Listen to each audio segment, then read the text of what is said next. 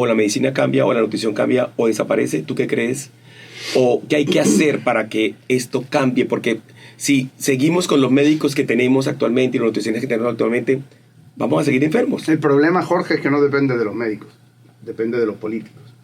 Lamentablemente, por el sistema en el que vivimos, y te lo dice alguien que ha estado en todas esas aristas, del lado de la empresa, del lado del gobierno, del lado de la gente, y de todos los lados posibles, las políticas de salud dependen de políticos, no de médicos.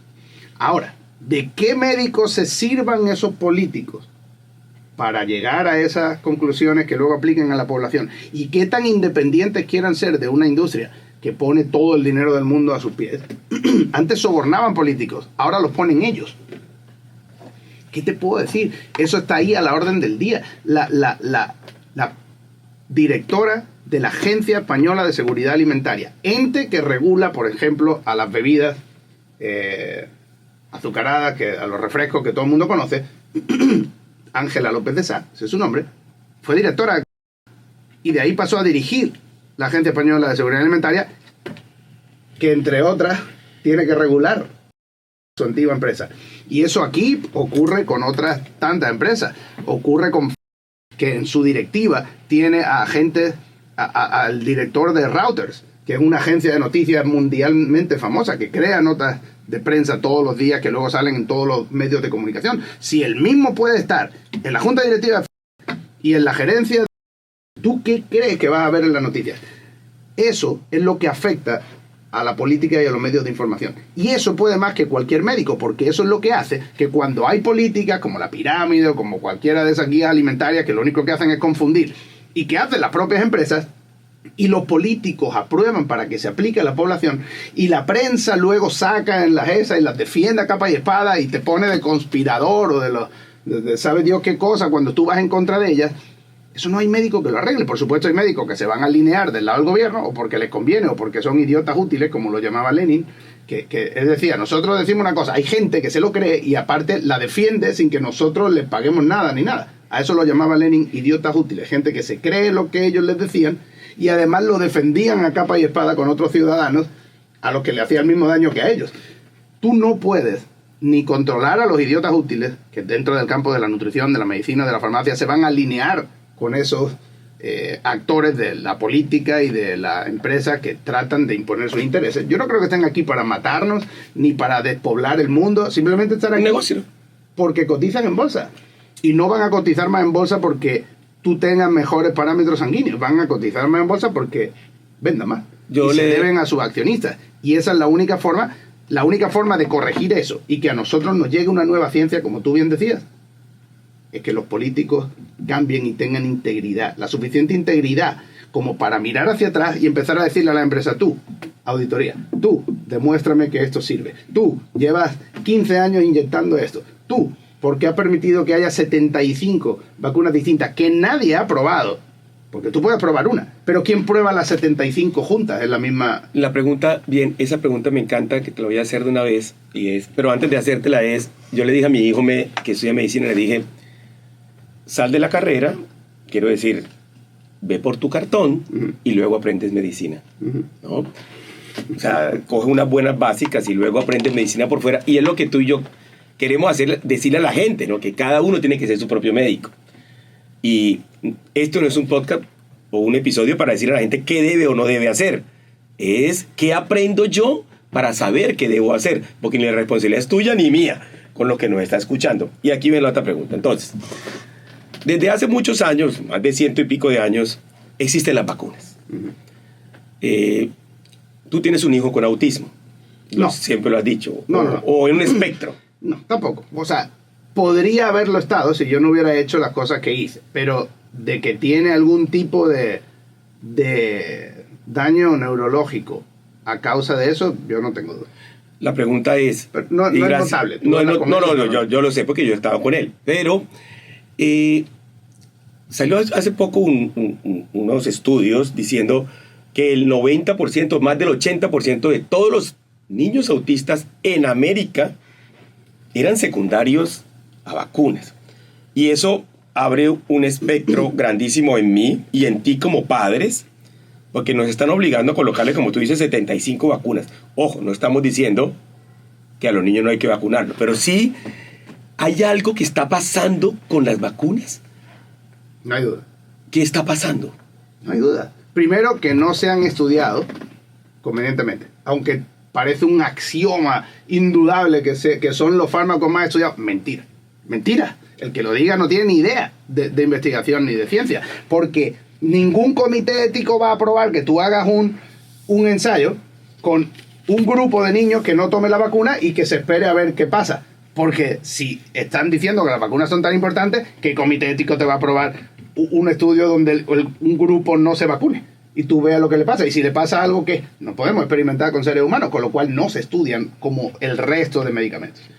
Para empezar por ahí. Segundo, las vacunas van cambiando. No son las mismas que nos inyectamos tú y yo. El que piense eso tiene otra tremenda ignorancia, como lo de la leche materna. Y como no saben, pues hablan de más. Porque los componentes que hay ahora no estaban cuando tú y yo nos vacunábamos. Y ahora hay muchísimas más. Y que además se inyectan de 5 en 5, de 3 en 3. En una sola visita te pueden poner 3, 4, 5, 6. Y eso no está estudiado. Y a mí no me importa lo que usted me traiga sobre la vacuna del tétanos. Si usted va a administrar la vacuna del tétano junto a la de la polio, junto a la del rotavirus, junto a 3 más, eso no lo ha estudiado nadie, perdóneme. Nadie. Y usted no sabe los efectos que esos pueden tener, porque no hay estudios que hayan hecho todas esas combinaciones. 72 distintas. La mayoría de ellas ridículas, como la de la hepatitis B el primer día de vida, que fue la que se llevó mi hijo y a la que yo le achaco todas esas cosas, porque yo vi el efecto que tuvo mi hijo inmediatamente ese día, cuando yo me desperté y me lo devolvieron, porque yo me dormí con el niño encima y el niño tenía una cara, cuando me lo trajeron tenía otra, y tenía fiebre, y pasaron cosas que yo reconozco como una reacción y que probablemente eso fue. Pero, y tú puedes hablar con miles de madres. Hace una semana tuve la suerte de hablar en el congreso, en el tercer congreso mundial de autismo, y yo hice la pregunta: ¿quiénes de ustedes han tenido un episodio con las vacunas en el que su hijo fue uno cuando entró y otro cuando salió y ya nunca más volvió a ser el que ustedes llevaron a ese sitio? Y te digo que el 90% de la sala levantó la mano y gritaron y se enfervorecieron, porque todas lo saben. Es el elefante en la habitación y eso se va a terminar demostrando. No hay cómo esconderlo. Y la única forma en la que han podido taparlo es con la connivencia de los políticos corruptos que lo han querido tapar. Y que ahora en la audición de Kennedy se ha visto perfectamente quiénes son los senadores que trataban de impedir esa investigación, quiénes son los senadores que están pagados por la industria de la farmacia, y ya se saben los números, ya se saben las empresas que le pagan, ya se saben por qué. ¿Y eso quién le gana? Entonces, ¿yo qué hago como padre? Porque deben haber algunas vacunas que yo sí debo. Porque por lo menos yo siempre he dicho, es muy difícil. Si a mí un perro me muerde a mi hijo, yo de una le coloco la vacuna de la rabia, porque yo he visto pacientes con rabia y la mortalidad es del 100%. Pero tú le pondrías la vacuna de la rabia junto a la de la tos ferina. No, solamente la de la rabia, porque pues, a ese efecto fue. Por eso voy allá. ¿Quién nos puede dar una respuesta o tenemos que esperar muchos años? Yo no creo que tengamos que esperar mucho. Yo creo que en los próximos 4 años vamos a saber mucho más de lo que sabemos ahora y de fuentes mucho más confiables, y eso nos va a ayudar a tomar una decisión. Porque incluso la tecnología de ARN, el propio Robert Malone, que fue el que descubrió esa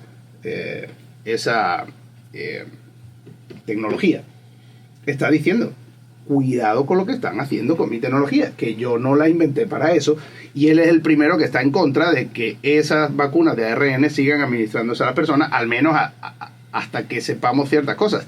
Porque yo me pregunté ahorita mucho en esto último, no hablemos en este último virus que pasó, pues que comenzaron a vacunar los adultos. Uno dice, perfecto, pero hasta ese momento los niños habían estado por fuera, no se infectaban, o si se infectaban no les pasaba nada, y todos dijimos, chévere, cuando en un momento dijeron, ahora también los niños menores de 12 años, ahora también los niños menores de 5 años, ¿por qué no pusieron a vacunar a los niños si a ellos prácticamente la infección les pasaba desapercibida? Bueno, Robert Malone hizo un vídeo para mí histórico que todo el mundo debería buscar, y fue un vídeo literalmente de 2-3 minutos en el que miró a la cámara con una honestidad suprema y dijo: en caso de que usted esté pensando en vacunar a sus hijos con las vacunas de ARN contra el COVID, a mí no me da ningún miedo ni pronunciar la palabra ni hablar de eso, porque alguien tiene que hacerlo y nadie lo está haciendo, y creo que es una obligación de todos. En caso de que usted se esté planteando eso, sepa que es una decisión que ya no tiene vuelta atrás. y que lo que estamos viendo que le hace al endotelio vascular y lo que estamos viendo que le hace al corazón de estos niños y lo que estamos viendo que esa spike protein causa es terrible. Y usted no quiere ponerle eso a sus hijos porque eso va a ser irreversible. Ese vídeo fue tan profundo, gracias a Dios fue lo que hizo que mi hermano no se la pusiera a sus hijos, y ahora pregúntale a mi hermano si está feliz por eso, porque ¿cuántos niños están muriendo? ¿Cuántos niños están teniendo cáncer en stage 4? A mí antes no me llegaban a la consulta enfermos de cáncer si no eran stage 1, ¿no? Entonces tú tenías tiempo de ver cómo evolucionaba o no y de hacer cosas o no, conjuntamente con el oncólogo, y trabajaban. Pero es que ahora te llegan con la etapa terminal directamente, por eso lo están llamando turbocánceres. ¿Por qué ahora tenemos turbocáncer y no existían los turbocáncer antes? ¿Por qué? Ahora sabemos por qué. Y a mí no me da miedo decirlo. Es el plásmido de ADN, la secuencia que han puesto ahí del SV40, como bien se ha encargado de decir y me Jack Cruz, encanta que está ahí dentro. Y no estaba en la prueba que mandaron a la FDA. Está ahí. Está en la que de verdad le cayó a la gente, o al menos a algunos. Y eso ya está demostrado por la ciencia. Ahora hay que buscar responsabilidades y ver cómo recuperamos a los que pasaron por ese experimento, especialmente a los niños. especialmente a los niños.